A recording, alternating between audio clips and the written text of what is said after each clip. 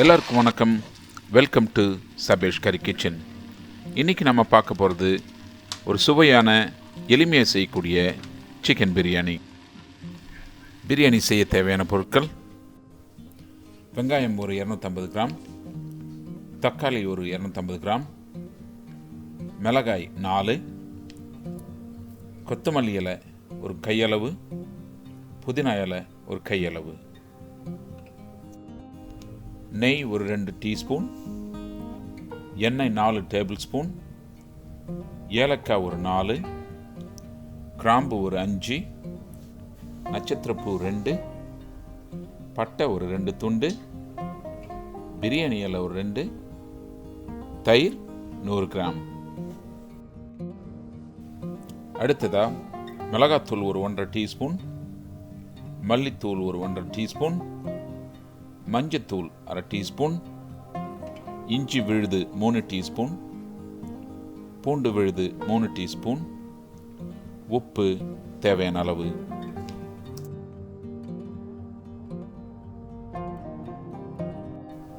பாஸ்மதி அரிசி ஒரு 3/4 கிலோ எடுத்திருக்கேன். அடுத்ததா கோழிக்கறி ஒரு 1.5 கிலோ எடுத்து நல்லா சுத்தம் பண்ணி மஞ்சளில் கழுவி அதில் சின்ன சின்னதாக கத்தியால் கீறி வச்சுருக்கேன். இப்போது நம்ம எடுத்து வச்சுருக்க கோழிக்கறி கூட தயிரில் பாதியை சேர்த்து நல்லா கலந்து விட்டு அதை ஊற வைக்கிறதுக்காக தயார் பண்ணலாம். கோழிக்கறி தயிர் கூட நல்லா சேர்ந்ததுக்கப்புறம் அதை ஒரு மூடி போட்டு ஒரு 2-3 மணி நேரம் ஊற வச்சிடலாம். இப்போது ஸ்டவ்வில் ஒரு பாத்திரத்தை வச்சு மீடியம் சூட்டுக்கு ஸ்டவ் ஆன் பண்ணிக்கிட்டு அது கூட நெய் எண்ணெயை சேர்த்துக்கலாம். எண்ணெய் கொஞ்சம் சூடான உடனே மசாலா பொருட்களை அது கூடயே சேர்த்துக்கலாம். மசாலா பொருட்களை இப்போ கொஞ்சமாக வதக்கிக்கலாம். இப்போது வெங்காயத்தை சேர்த்து அது பொன்னிறம் ஆகிற வரைக்கும் வதக்கி விட்டுக்கலாம்.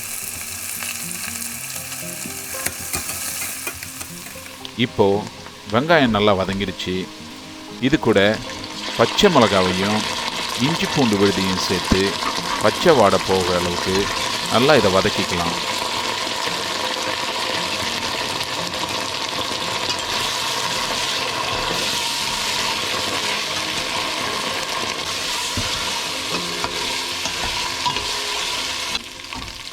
இது கூட கொத்தமல்லி புதினா இலைகளை சேர்த்து ஒரு நிமிஷம் இதை வதக்கி விடலாம்.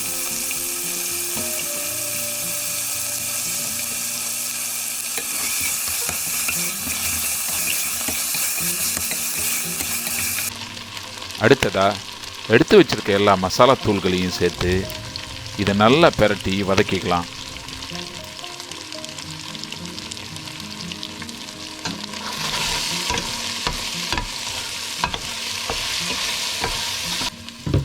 இது கூட வெட்டி வச்சிருக்க தக்காளியை சேர்த்து கொஞ்சம் உப்பு போட்டு ஒரு நிமிஷம் இதை பிரட்டி விட்டுக்கலாம்.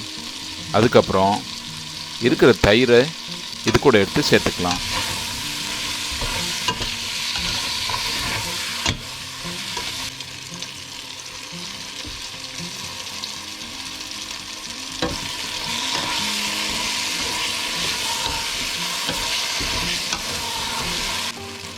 இப்போது மசாலா கலவை தயாராகிடுச்சு. இது கூட ஊற வச்சுருக்க கோழி துண்டுகளை எல்லாம் சேர்த்துட்டு அதை நல்லா கிண்டி விட்டுட்டு அதுக்கப்புறமா மூடி போட்டு ஒரு 5 நிமிஷம் இதை வேக வச்சிடலாம்.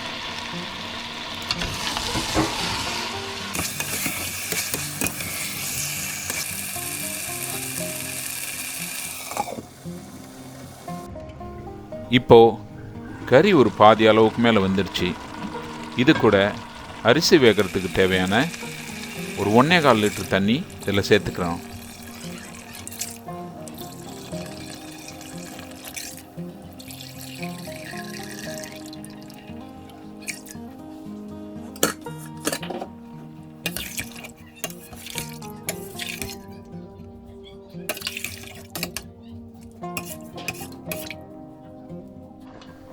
அடுத்ததாக இதை ஒரு தடவை கிண்டி விட்டு இதில் மூடி போட்டு கொஞ்சமாக கொதிக்கிற வரைக்கும் இதை வேக வச்சுக்கலாம்.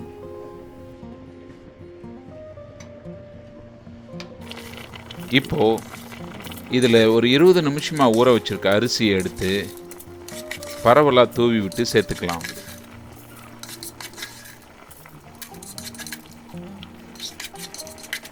அதுக்கப்புறம் அரிசியை ஒரு தடவை மெதுவாக கிண்டி விட்டுட்டு மூடி போட்டு ஒரு 10 நிமிஷம் வேக வச்சிடலாம்.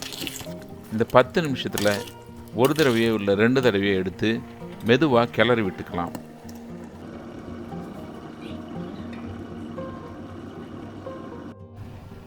இப்போது அரிசி ஒரு 90% அளவுக்கு வெந்துடுச்சு. இதை ஒரே ஒரு தடவை கிண்டி விட்டுட்டு இதுக்கு மேலே காற்று போக முடியாத அளவுக்கு ஒரு மூடி போட்டு நல்லா மூடிட்டு கீழே ஒரு தட்டையான வானலை ஸ்டவ் மேலே வச்சு அது மேலே வச்சு ஒரு 20 நிமிஷம் மிதமான சூட்டில் அப்படி ஆவி பிடிக்க வேக வச்சிடலாம்.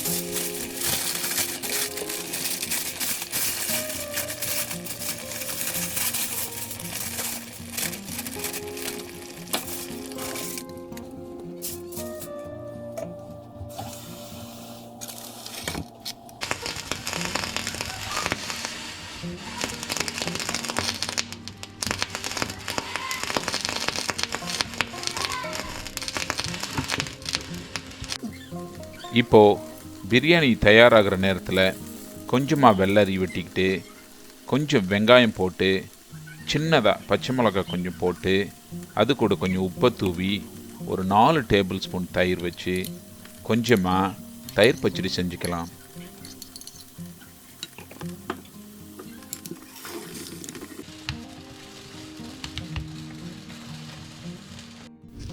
அடுத்ததாக பிரியாணி நல்லா வெந்துடுச்சு.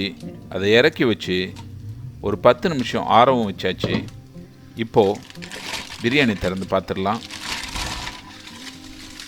இப்போ பாருங்கள், ரொம்பவுமே சுவையாக கம கமன்னு பிரியாணி தயாராகிடுச்சு. இந்த பிரியாணியை நீங்களும் செஞ்சு பாருங்கள். எப்படி வந்துச்சுன்னு கமெண்ட் பக்கத்தில் சொல்லுங்கள். இந்த வீடியோ உங்களுக்கு பிடிச்சிருந்தா சபேஷ் கரி கிச்சன் சேனலுக்கு சப்ஸ்கிரைப் பண்ணுங்கள். இந்த வீடியோ பார்த்ததுக்கு நன்றி.